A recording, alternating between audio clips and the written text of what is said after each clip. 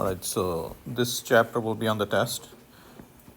It's a long chapter, but it's stuff I like, so I'm biased toward it. I hope I can convey some of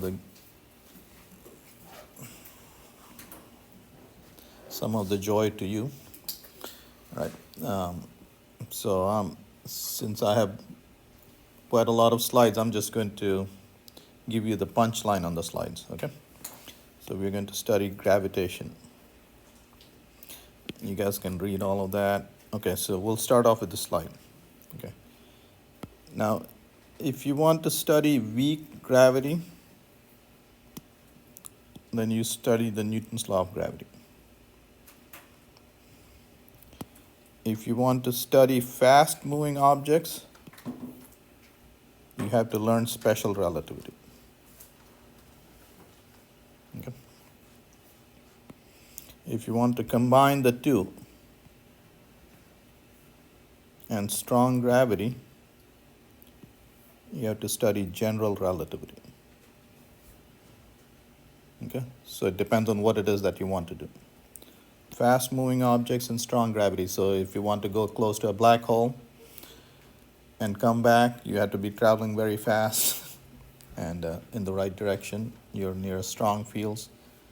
You have to understand general relativity.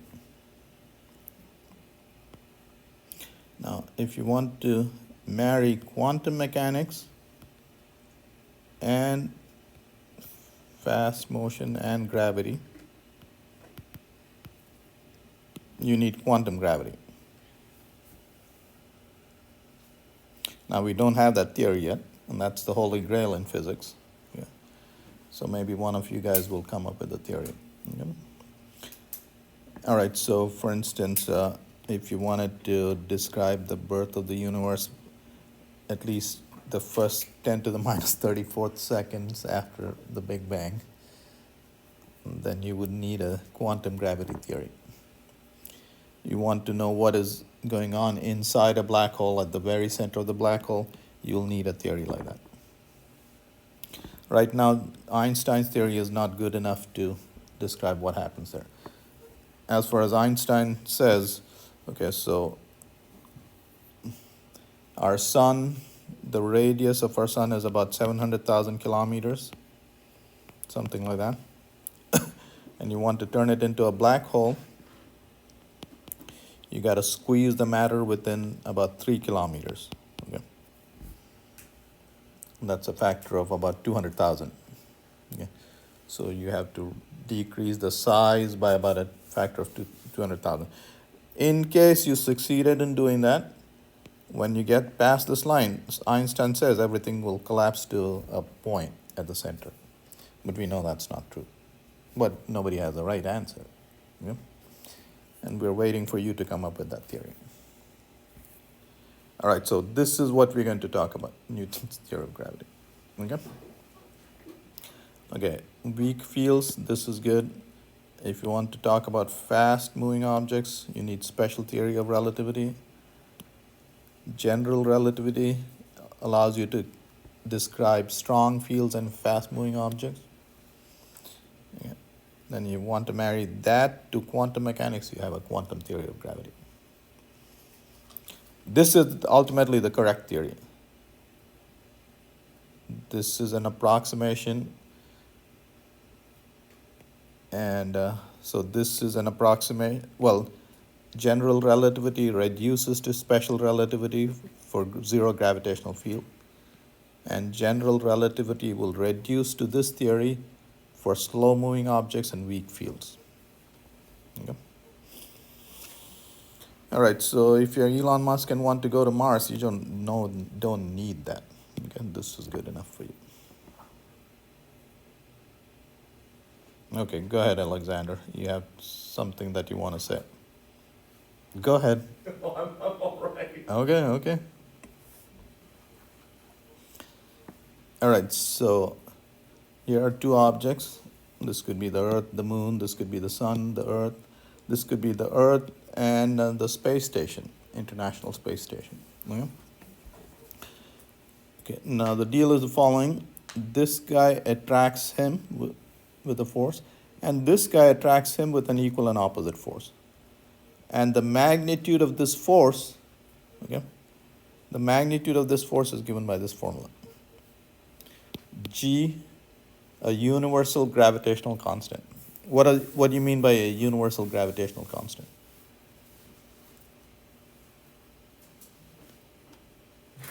There daggers at me. No, I'm not. You look like you're... It applies everywhere, for all masses and all objects. Right, so it applies whether these are two amoebas attracting each other, or it's two planets attracting each other, two stars attracting each other, two galaxies attracting each other. The constant is the same. The constant, okay, and that's why it's called a constant. Okay, so it universally applies to all objects attracting each other. Okay, and the product of the masses and the distance between them. Okay, the distance is from the center masses. Okay. So this is what Newton gave us. This is the Newton's law of gravity. Okay. Now, for instance, let's say if your weight is 150 pounds, what does that mean? Let's say you stand on a scale and you weigh 150 pounds. What does that mean?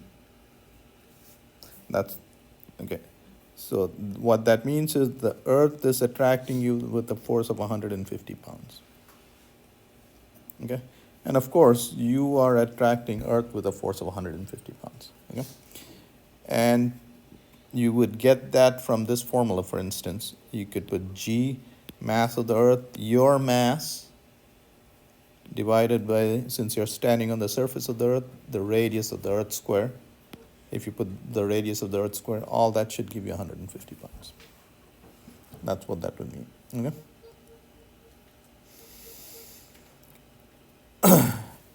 Now, this number is very small. The gravitational constant is very small. See, there is the value of it. In SI units, it's 7 times 10 to the minus 11. Okay? This number is very small. So for this number to be sizable, like 150 pounds, one of these masses has to be large. And so the Earth's mass is large. Okay? Well, you can calculate the gravitational force between you and your neighbor. Okay? And since those two masses are small, the force between two people sitting next to each other is very small, the gravitational force. That's why Karina is not falling toward him. Okay? All right. The predominant gravitational force on you is the Earth's gravitational force. Okay? Okay, so the force between these two objects is that much. Okay? Very small. The force between the Earth and the person is 1,000 newtons, which is 10 billion times greater than this force. Okay?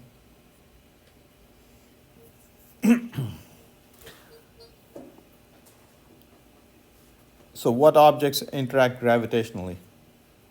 Everything. That's right. So every object interacts gravitationally to everything else. So nothing in the universe is stationary. Everything is moving. Okay? And anyway, so these two galaxies are on collision course. Okay? You just have to wait another 4 billion years to see the collision.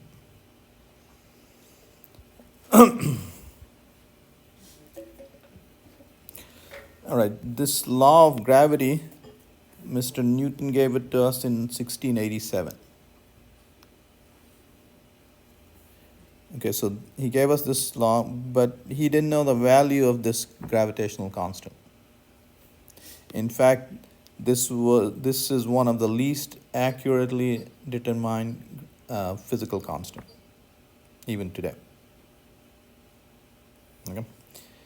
And so this law was given to us in 1687, and this was not measured till 1800, so almost 110 years later. Yeah. That's how hard it was to measure. So this fellow, Mr. Cavendish, measured it. Okay?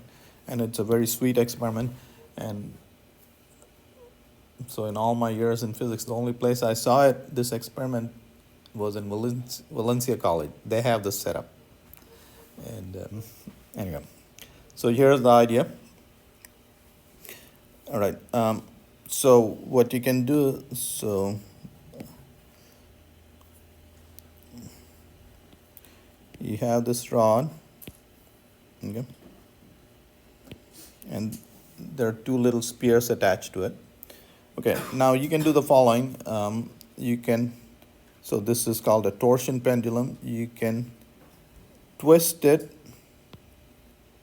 and find what torque you need to twist it through an angle theta, okay, and find a torsion constant. Okay, torsion constant is kappa. Okay, so it's essentially what torque you need to twist it by, let's say, tenth of a radian and stuff like that. Okay, so that's a measure of how stiff the rod is. Okay, you can find its torsion constant. So now you're going to do the following. Okay, so you've done this prior, so you've measured the torsion constant. It's like measuring the spring constant. Okay, the spring constant is K. This bigger the spring constant, the harder it is to stretch. The bigger the torsion constant, the harder it is to twist this wire. Okay, so that's what that is. All right, so now you had this suspended from the ceiling in your lab, and now what you're going to do is, so these guys were nowhere close. What you're going to do is, so from the floor, you're going to raise these spears next to this little spear. Okay. So now what you're going to do, so these were there, and now you're going to bring those big spears over here. What is this big spear going to do? It will attract him. This guy will be attracted like that.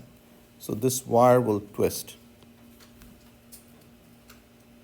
You measure the angle, how much it twisted, and you can calculate this force. Okay. The only problem is the angle of twist is very small. Now how do you measure that? That was the problem. And Mr. Cavendish solved that problem.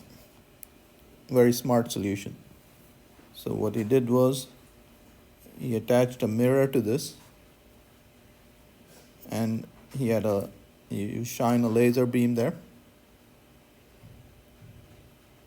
And when the wire twists, see the reflection of the beam moves even for small angles. If this scale is far enough away, this motion is magnified.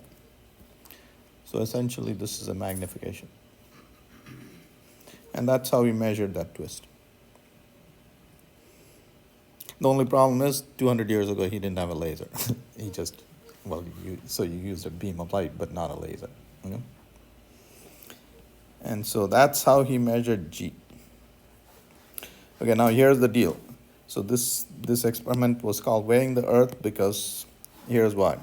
All right, so you guys have measured G, right? What is the value of little g? Yeah, so, yeah. They had measured that a long time ago. That was an easy measurement. So mg, so you know mg equal to g mass of earth times your mass divided by the radius of the earth square. This is fantastic. Okay. So as soon as Mr. Cavendish measured the value of g, you know your math, that cancels. Okay. You got this. Okay. So if you solve for m mass of earth, you know g, the radius of the earth we have known for about 2,000 years. So in 1800, when Mr. Cavendish measured this, suddenly that evening he knew the mass of the earth. And that's why it's called weighing the earth.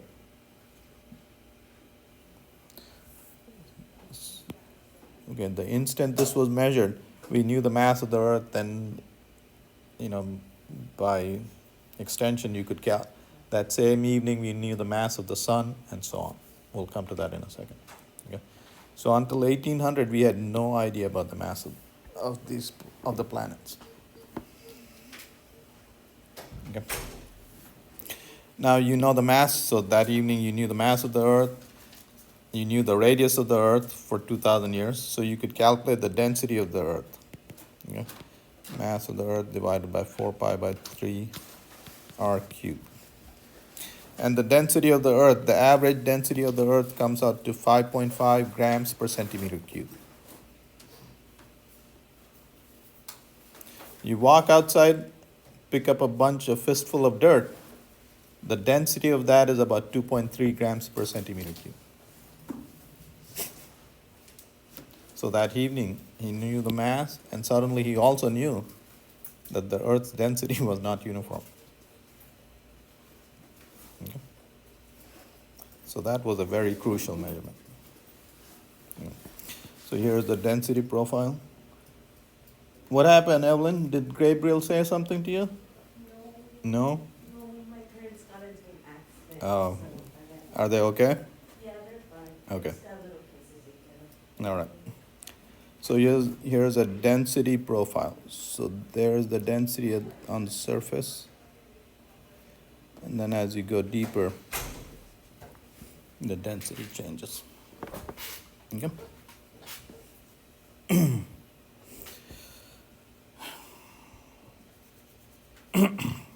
So this is the density profile.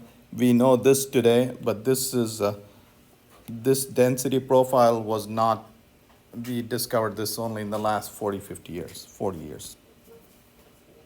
Maybe 50 years. Here's how we discovered this density profile, or calculated this density profile. All right, here's an earthquake. And an earthquake happened, and these seismic waves are essentially sound waves. They're traveling through the earth. Why are they bending? When I talk, the sound wave is coming to you in a straight line.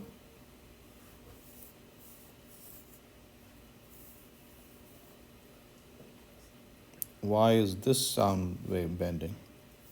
Different materials. So, go ahead. I was gonna say like a different media. So, so refraction. Okay, so here's the property. If the wave velocity changes, if this changes, then it will change direction. So for instance, and this happens to all waves, so you can shine light. This is glass. You can take a beam of light, okay? And this is the perpendicular to these two media, air and, okay, so here's the interface, this is the perpendicular. And it'll bend towards the normal when so this is faster, this is slower. Okay? So that's the property of all waves. It'll bend towards the normal. Okay? So if it travels slower, and the opposite will happen if you shine light like this. If it goes towards the air, it'll bend away from the normal. Okay? So anytime a wave bends, its speed is changing, and the speed is related to the property of the medium. Okay? So we have records of hundreds of thousands of earthquakes and data from seismometers all around the world.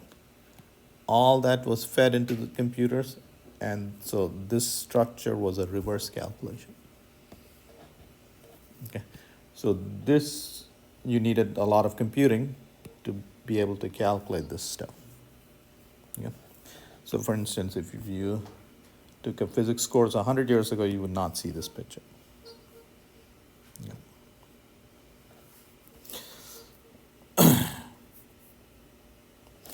All right, what this is saying is the following. So let's say this is the International Space Station. Is this guy accelerating? Why is it accelerating? Because the direction of its movement is constantly changing. Yeah, so the direction is changing. It has a centripetal acceleration, and the Earth's gravitational field provides the center. Okay, so Fg equal to Fc. Okay.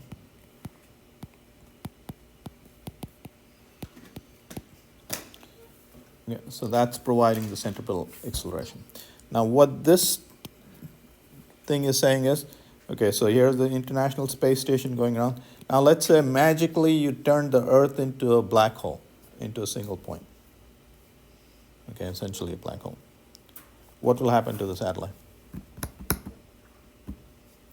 Nothing. So, as long you're outside, if from a symmetric object, if you turn that into a point object, the gravitational field here hasn't changed. Okay, so that satellite will still keep orbiting. That's what we're saying here. Okay. Did you guys understand that? So the gravitational force exerted by a finite-sized spherically symmetric mass distribution on a particle outside the distribution is the same as if the entire mass were concentrated at its geometric center. Okay, so that was a mouthful, but that's what it is.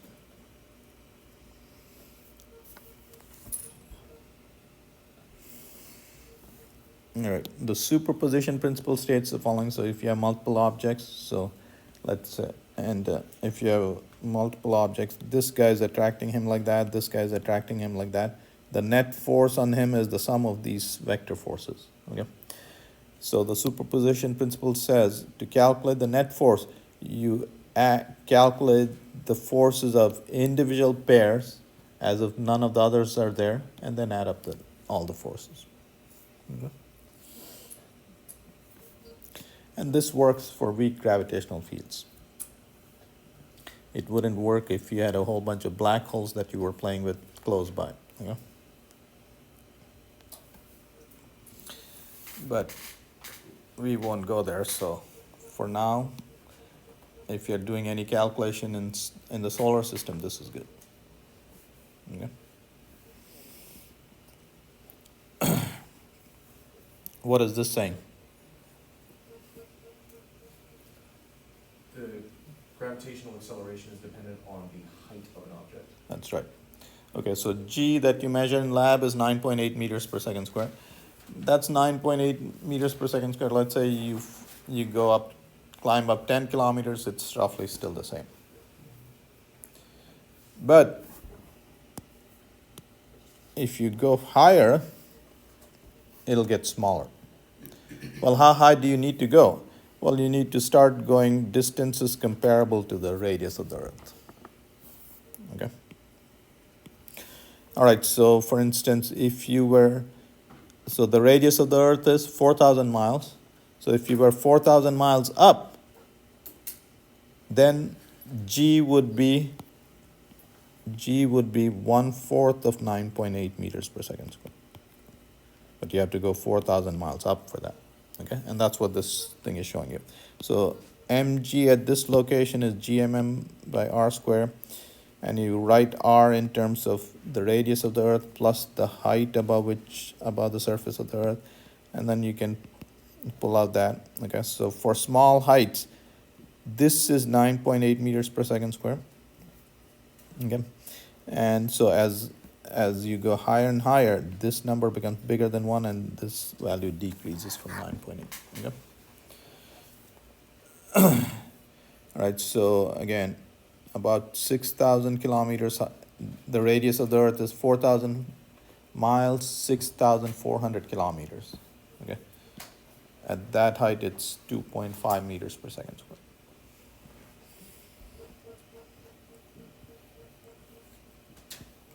Okay, the acceleration due to gravity is a vector field. Okay, you see the further you are, the magnitude of the vector is decreasing. And what is the direction of the vector at any location? It's pointing towards the center of the Earth. Okay, so this is what's called a vector field. Okay. We always talk about the magnitude G. Okay. You guys understanding this? Am I going too fast? Dalton? You good? I think so. All right.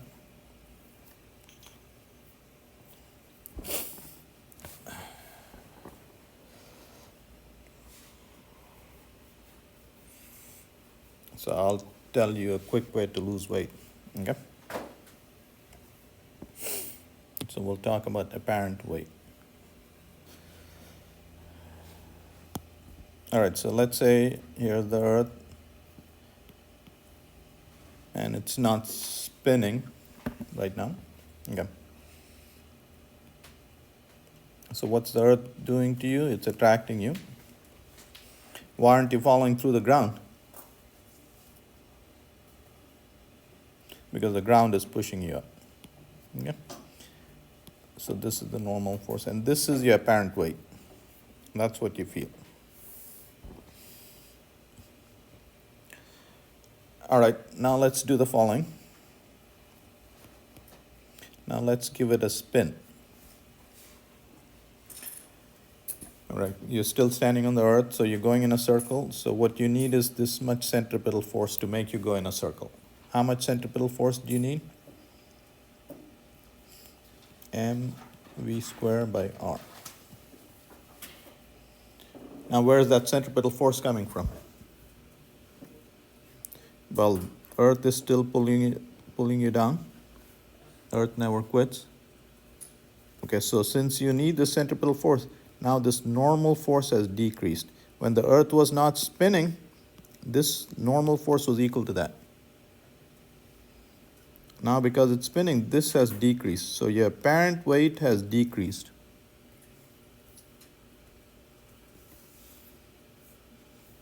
In fact, okay, so let's write down the equation. So the centripetal force is equal to Fg minus the normal force. mv squared by r equal to mg minus the normal force. And this is your apparent weight.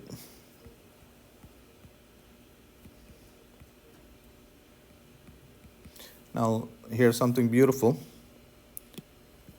Anybody know how long it took for the shuttle to go around the Earth, or how long does it take the International Space Station to go around the Earth? About 90 minutes. About 90 minutes. Okay.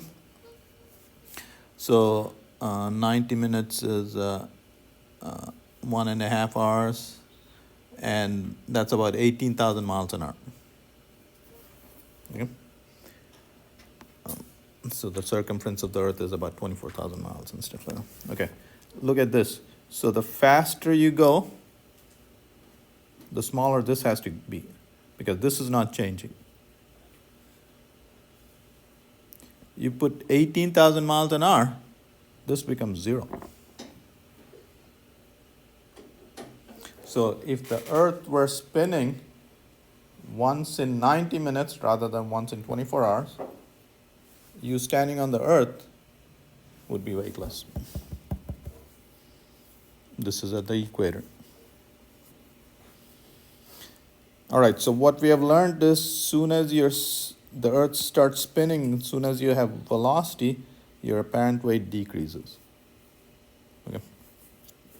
So, for instance, if you were standing at the North Pole, you're not moving, your apparent weight is equal to that. Okay, so you don't need any. Now, if you're at the equator, you're moving the fastest. Okay, and this is your apparent weight is less, and the effective gravity is that minus that. So, if you weighed it works out is if you weighed 100 pounds on the North Pole, and if you walked all the way to the equator, you would weigh 99.65%. 6 pounds. So you can lose 0.35% of your weight by walking from the North Pole to the equator.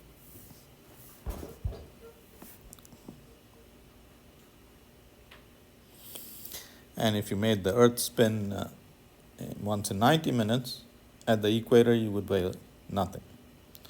You could go for a fast walk and just go into space, launch into space. Did you guys understand that? You'd have to walk in the right direction. You would have to walk in the same direction as this Earth is spinning.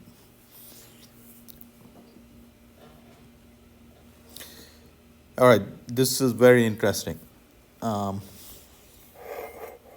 are buildings built? Are they vertical to the ground? That's a silly question, right? All buildings are perpendicular to the ground? All right. All right, so, huh? I'd imagine at that point, it's perpendicular to the ground. Right. Good thing you're taking a physics class. All right, so buildings are perpendicular to the ground only on the equator and the North Pole, and the South Pole, of course. Everywhere else, okay, they're not perpendicular to the ground. So let's see this. So let's say we are in New York. The Earth is spinning, so in New York, you're going around in a circle. Every time you go around in a circle, you need a centripetal force, right? Okay. The centripetal force, that's not pointing toward the center of the Earth, it's pointing toward the axis of rotation. Okay, so now I'm going to erase this. Okay. So here's an object hanging from the plumb bob.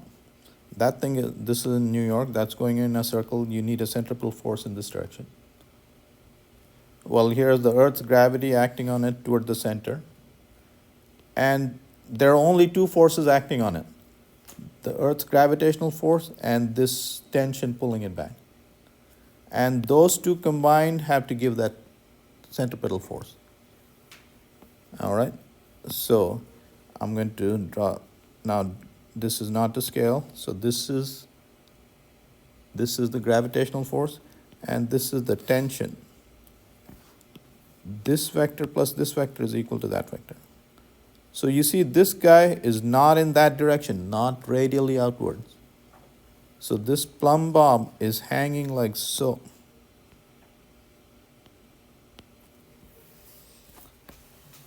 So every building built on the northern hemisphere, it's leaning towards the North Pole like that.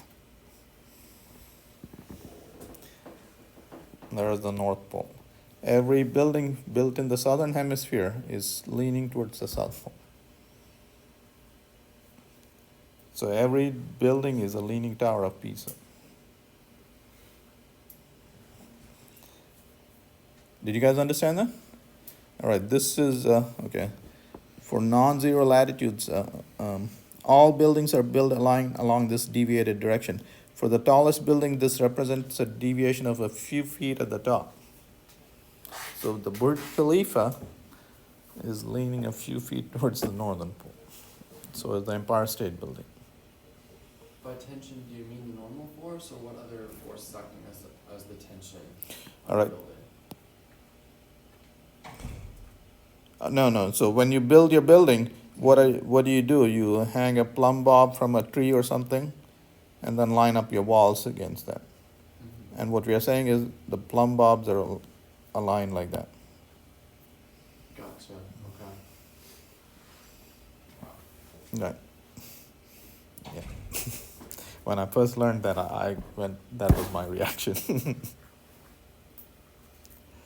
I found it fairly neat.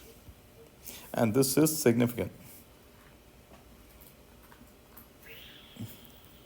So like skyscrapers would be leaning. That's right.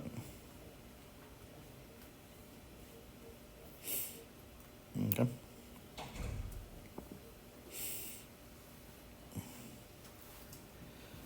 All right, here's another interesting concept. So we haven't talked about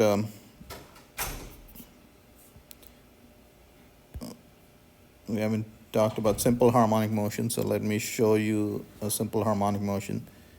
And this will be a good preview because simple harmonic motion is very important. You will, if you're an engineer, it'll never leave you alone. Okay. You'll be talking about simple harmonic motion the rest of your life. So here's a mass attached to a spring, and the force that this exerts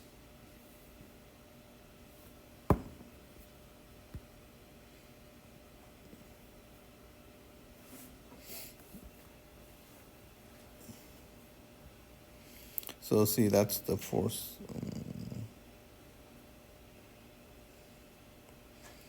That vector is the force that the spring is exerting, and that force is proportional to the displacement.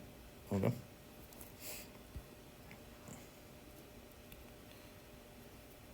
All right, so here's what we're going to do. By the way, what is the radius of the Earth?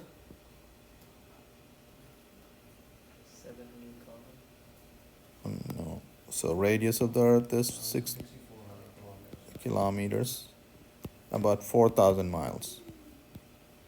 Okay, and the deepest hole we've dug is for digging gold and oil and stuff like that. It's about 4 miles. So we barely scratched the surface of the Earth. It's roughly in that ballpark. All right, now let's say if you dug a hole all the way through the Earth.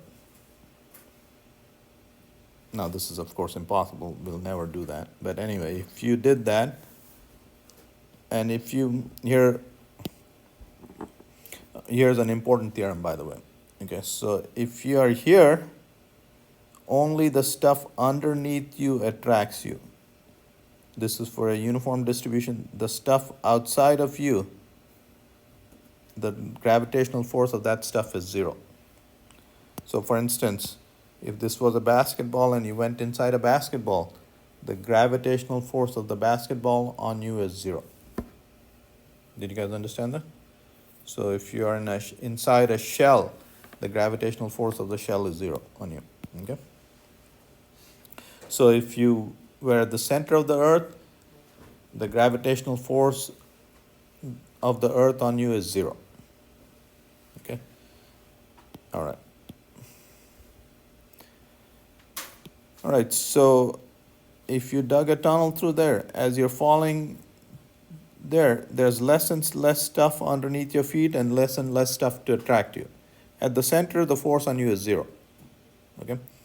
And this is exactly, and so the force on you at a distance r is given by that. It's linearly dependent on r. It's just exactly similar to the force that the spring exerts on you. The force that the spring exerts on you is minus kx. This guy is the spring constant, and there is x. All right, so go home and think about it. So there is the unstretched position of the spring, and this is the stretched position, and that'll pull you, the spring will pull you till there, and then go back.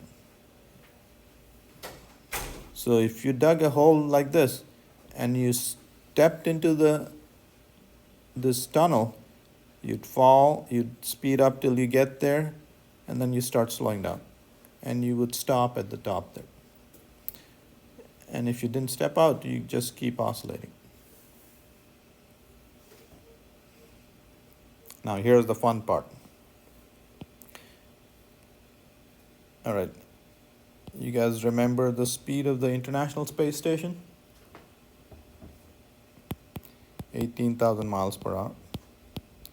The period of the International Space Station? 90 minutes. This one, so you're speeding up, you'll be going fastest there, you'll be going at 18,000 miles an hour. The period of this oscillation, 90 minutes. Okay, so this and this motion are related. It turns out that uniform circular motion is a combination of 2 harmonic motions, simple harmonic motions. Yep.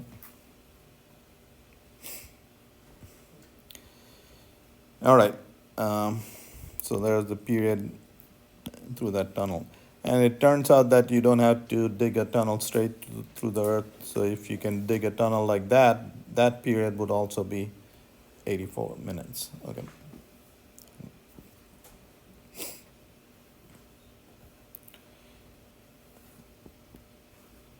Do you guys need a little break? We have another 25, 30 minutes of lecture. Are we good? We good to keep going? All right.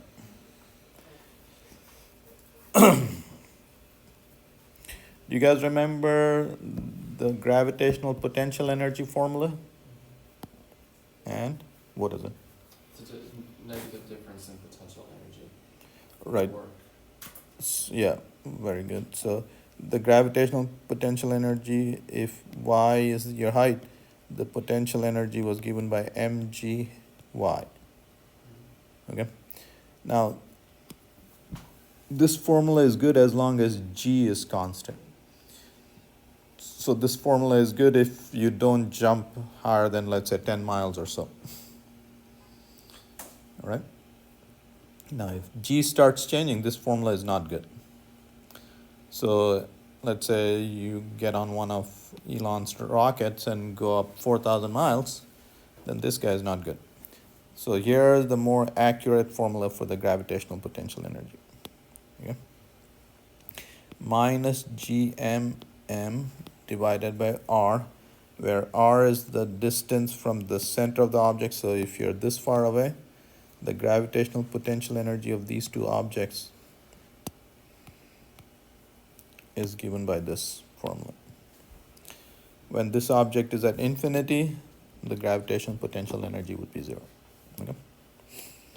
So that's the more accurate formula. So if you wanted to calculate how much fuel you would need, if you wanted to go to Mars and stuff like that, you would need to use this formula. This formula is not good. Okay? The only reason you don't use this unless you have to, because this one is a pain in the neck to use. Okay?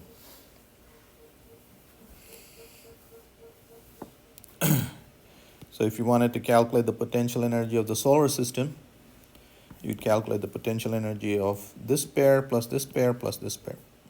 Okay. Potential energy is a scalar, so you just sum up the potential energies of all the independent pairs. Okay.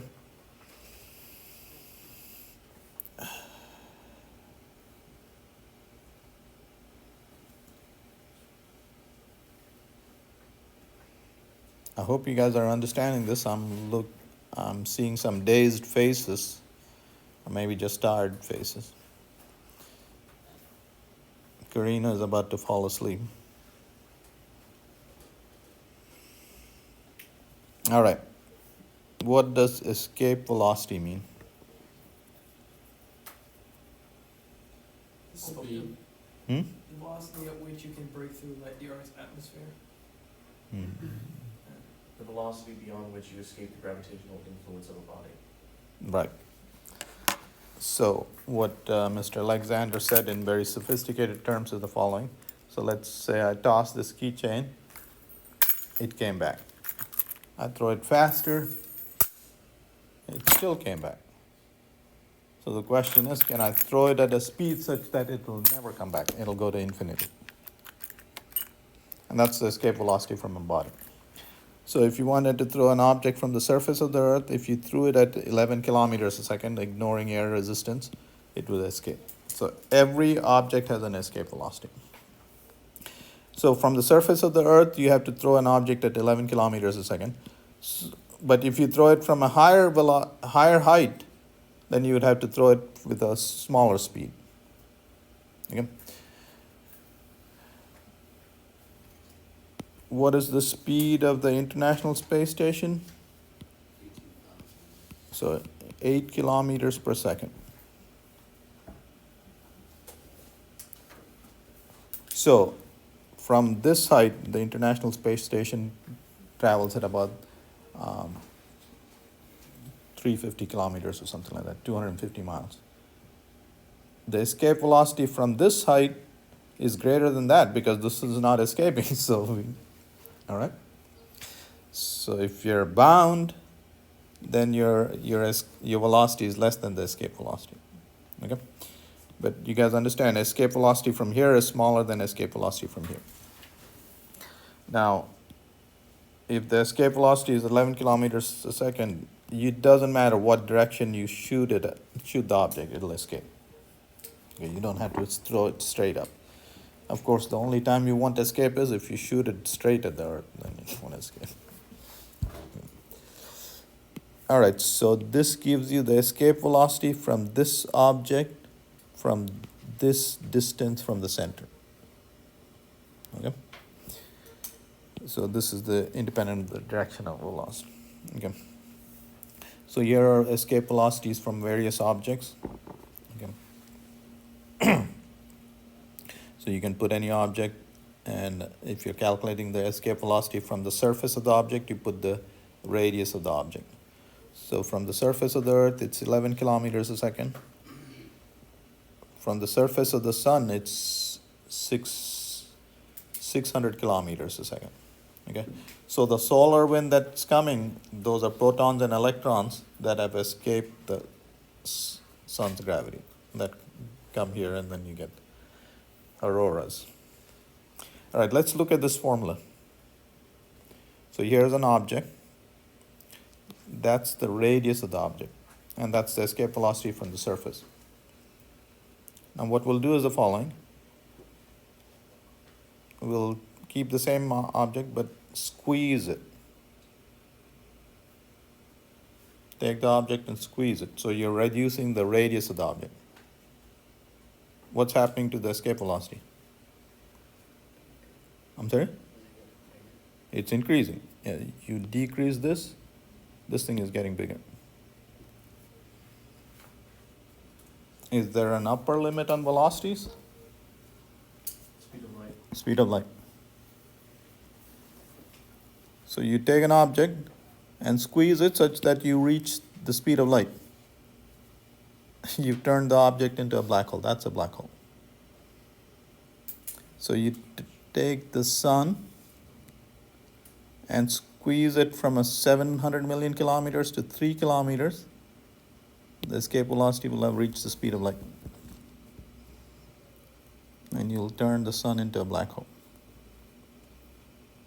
So giving something an infinite escape velocity, you also turn it into a black hole with a massive amount of gravity, in a sense. Well, I mean, you can't travel faster than the speed of light, but that's the limit. So that's not a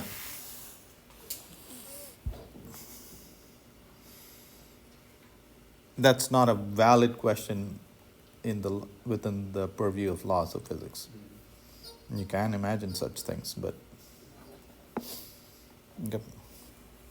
You can take the Earth and you can calculate what radius you need to squeeze Earth to get an escape velocity of c. And you would have to squeeze Earth to the size of a marble. Okay. So in principle, you can turn any object into a black hole. Okay.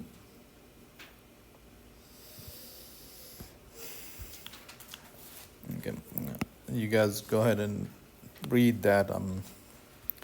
So for instance, the moon doesn't have an atmosphere, the earth has an atmosphere, and so you put any gas on the moon, it'll all escape.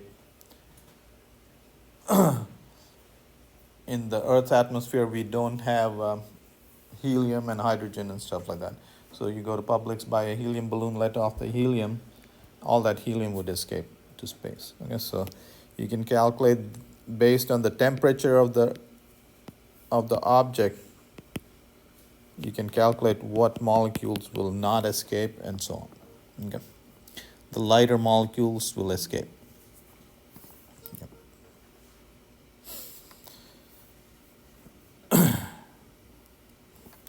All right, now what we want to study is the following.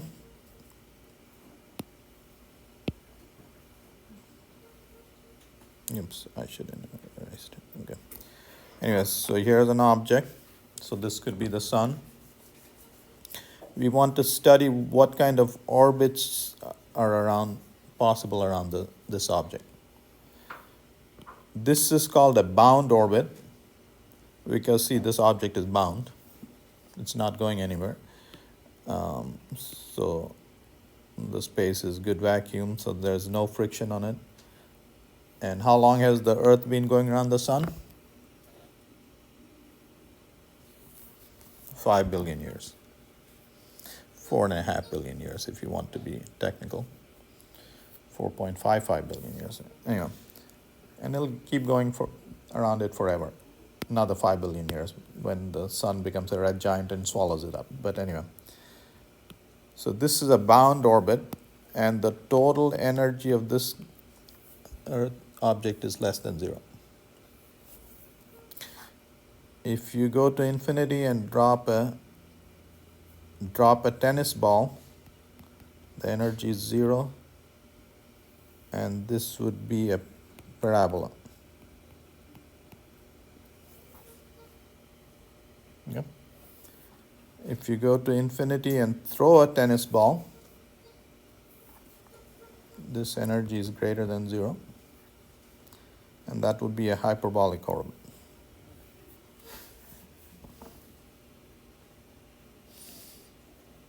Did you guys understand that? Okay. So bound orbits have energy less than 0. Parabolic orbits have energy 0. Hyperbolic orbits have energy greater than 0. And amazingly enough, those are sections, conic sections. You take a cone, okay, so bound orbits are either circular or elliptical. These have total energy less than 0. Parabolic orbit, a parabola is a section, a conic section this is parallel to that line. That's energy 0, and this is a hyperbolic orbit. Okay. So these two orbits have energy less than 0, energy 0, energy greater than 0. Okay.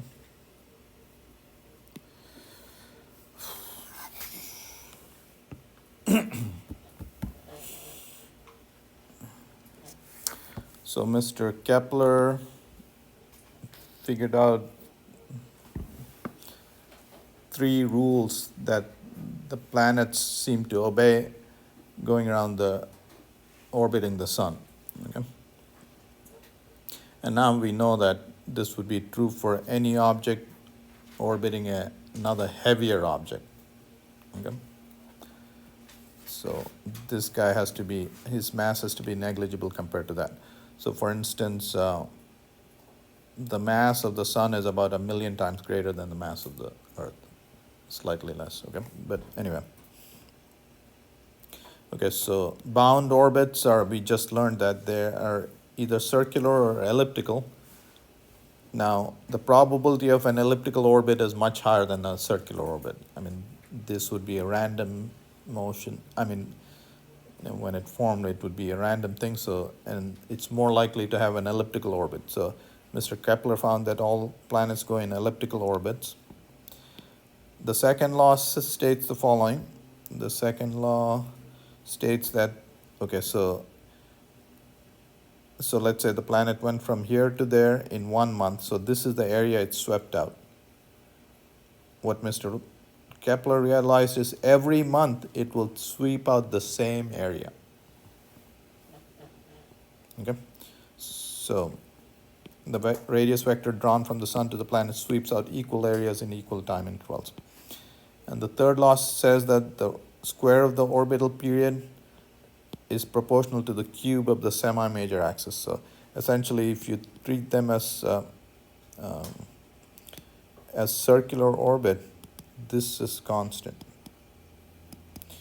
So I mean, this was before we knew Newton's law.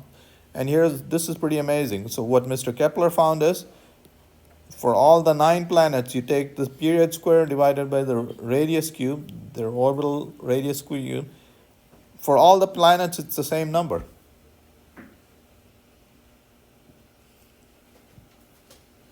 I mean, it seems like the planets are unrelated, and it's the same number, and that's Kepler's third law. Okay. Once we knew Newton's law, then it turns out this constant is related to the mass of the central object, the mass of the sun. Okay. So by the way, so here's an elliptical orbit. Pluto is the most eccentric orbit. Okay. And you see, even then it appears almost like a circle. Okay. So here's an ellipse. This is the center of the ellipse. There's one foci, there's the other foci. The sun is at one of the foci. The other foci is empty, of course. Here's the orbit of comet Halley. Yeah.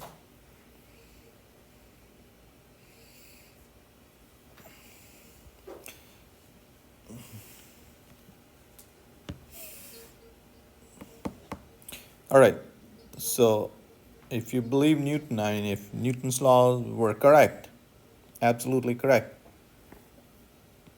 a planet going around in an orbit would go in an elliptical orbit, and it would do this forever. So if Newton's laws were absolutely correct, every planet would go around in a closed orbit, and it would keep doing that forever.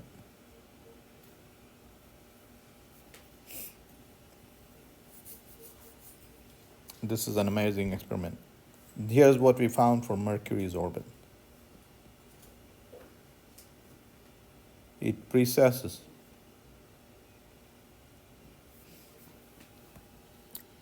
It's not a closed orbit. So what does that mean?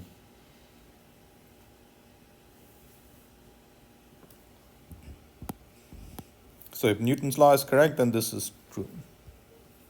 So this shows you that Newton's law is not correct. It's a good approximation, so we need a better theory. Okay? And general relativity, Einstein's theory of gravity, was able to explain this. Okay? All right, so this was one of the first calculations he did. He was able to calculate the amount of precession of Mercury's orbit when he came up with his theories. Yeah. So the non-elliptical orbit of Mercury was indicative of the fact that Newton's law of gravity was not quite the final word. But now we know this is not quite the final word as well. So general relativity was 1916. Newton's gravity was 1687. That's 229 years later. So to go from here to there, 229 years. Then we invented quantum mechanics, 1925 roughly. So within 9 years, Einstein knew his theory was not the ultimate theory. We are in 2023. Quantum gravity. Where are you? Okay. So you guys understand, taking these steps is not easy. So it's already over 100 years and we don't have a theory of quantum gravity. Okay.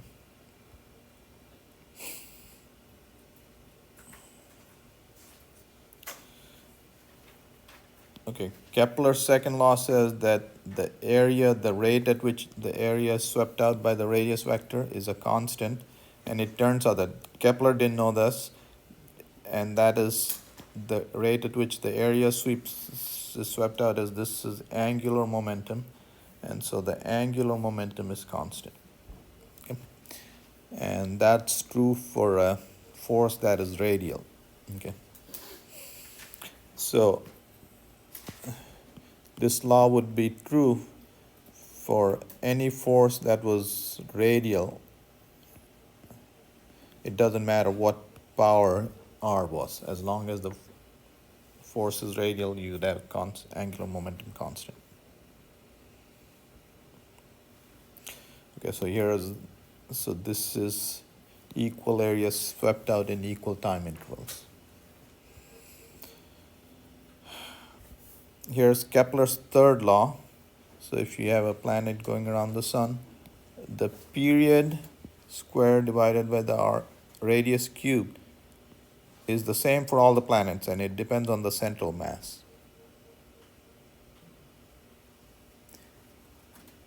Okay, so all planets are going around the central mass.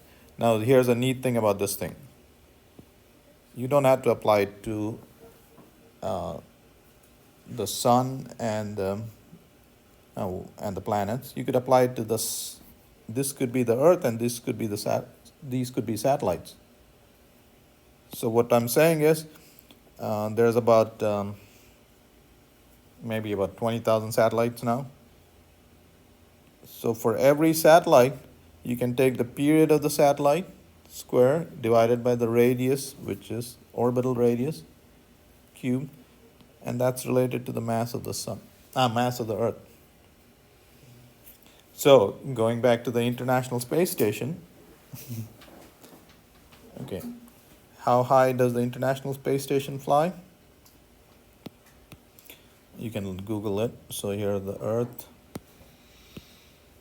So let's say it's flying at about 400 kilometers, something like that. So the orbital radius for that is 6,800 kilometers. And what is the period? 90 minutes. So here's a homework problem for you. You put that 90 minutes there and put the orbital radius cube and calculate the mass of the Earth. So you guys can go ahead and calculate the mass of the Earth. Or you could, how long does it take for the Earth to go around the sun? 365.24 days. So 1 year, 365 days. And what is the orbital radius? About 92 million miles. Take that, and calculate the mass of the sun. Okay? So now you can calculate the mass of the Earth, the sun, and whatnot. Okay? In fact,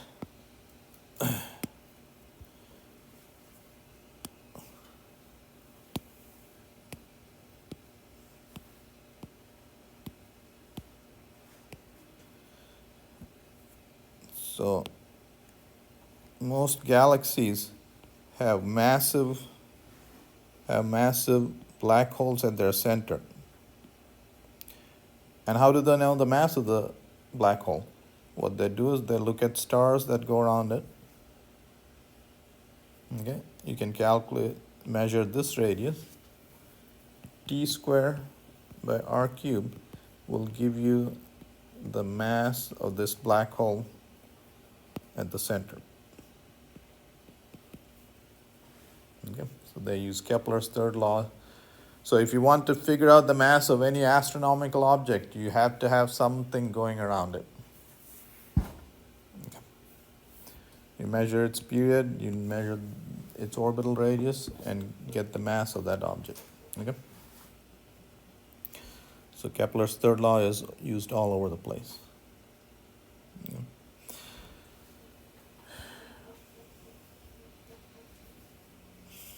So again, you can calculate the mass of the sun using 1 year for the Earth's period and about 92 million miles for the orbital radius. Okay?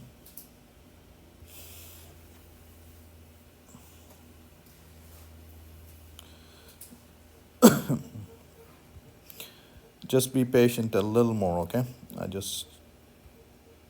Okay, so we'll finish till there and then we'll do some fun stuff later. Okay. Right. So here's the mass of the sun. We know how to do that. Okay. So here's the satellite orbiting around the Earth. Now, Mr. Elon wants to put about 42,000 of those up in the sky at a height of about, what's Elon's orbital radius? I think it's about 800 miles or something like that. So why is he putting up all those satellites?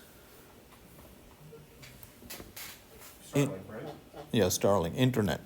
Okay, so without So right now, to get internet connection, you have to dig wires. So if you want to provide internet to everybody on the planet, you have to put up satellites. Okay. So the orbital speed is gm, m is the mass of the central object, times r.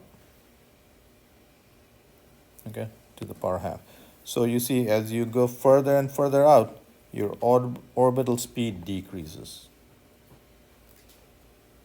Okay. What is a geosynchronous satellite? Very important thing. It rotates with the rotation of the Earth, but it moves along the rotation of the Earth. Okay, be a little more precise.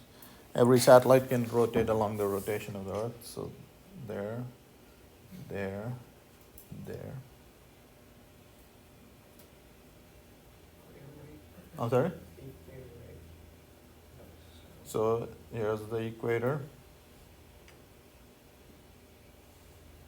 A geosynchronous orbit has a period of 24 hours. It has a period of 24 hours.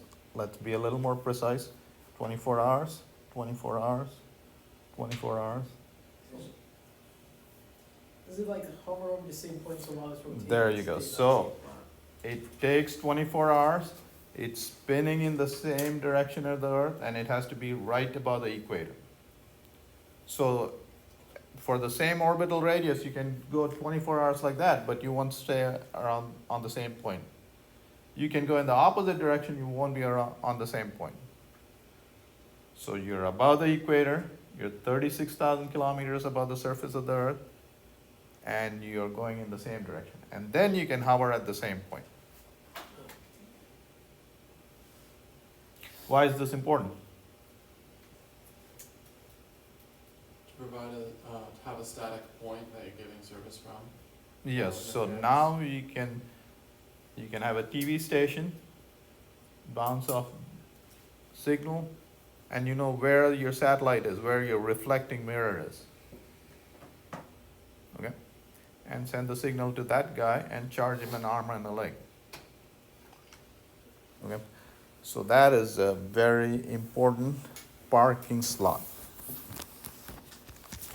In fact, I like to say that that's the most expensive parking space on Earth. It's not on Earth, but yeah.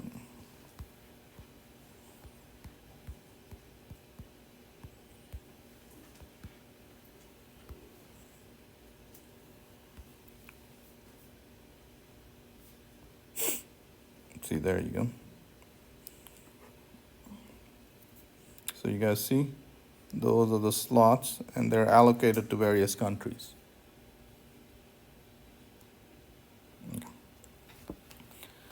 So that's the most expensive parking slot.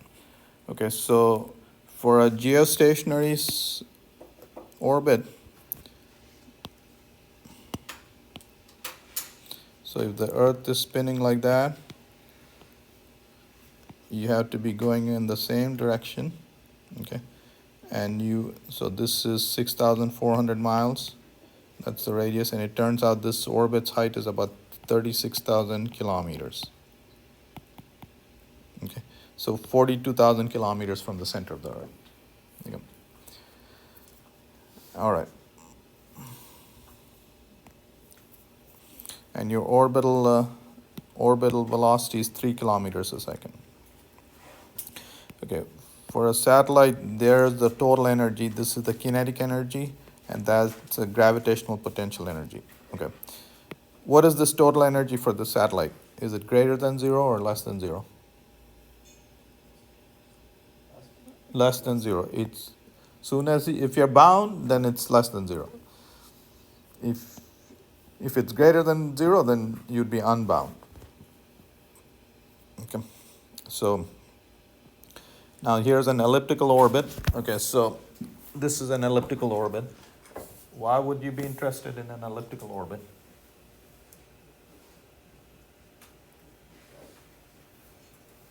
So for instance, okay, so here, elliptical orbits, spy satellites are polar elliptical orbits. You want to come close to the Earth to take pictures, and then why do you want to go far away? not be detected? Okay, when you come close to the Earth, you're going through the atmosphere, there's friction, and you would lose energy. If you keep going there, you'd fall to the Earth in a few months. Here is extending the lifespan of the satellite. Okay, so that. All right, so elliptical orbits. What you do is you insert in a. Okay, so there's the total energy, and here's the energy of an elliptical orbit. So the semi-major axis is greater than r, so this energy is greater. This number is greater, that's a smaller number, smaller negative number is a greater number. Okay, so what you do is, so here's the Earth, you go in a circular orbit, and then you fire your rockets, and then transfer to an elliptical orbit. Okay, so that's how that's done. So look at all these satellites. Again, see, June 20, so about a year ago, there were 11,000 satellites orbiting the Earth. But Elon is changing that on a weekly basis. I mean, he shoots 20, 30 of them every week.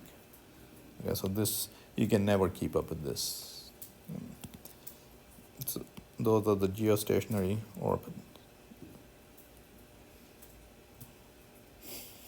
All right, I know I went fast, but I hope you understood some.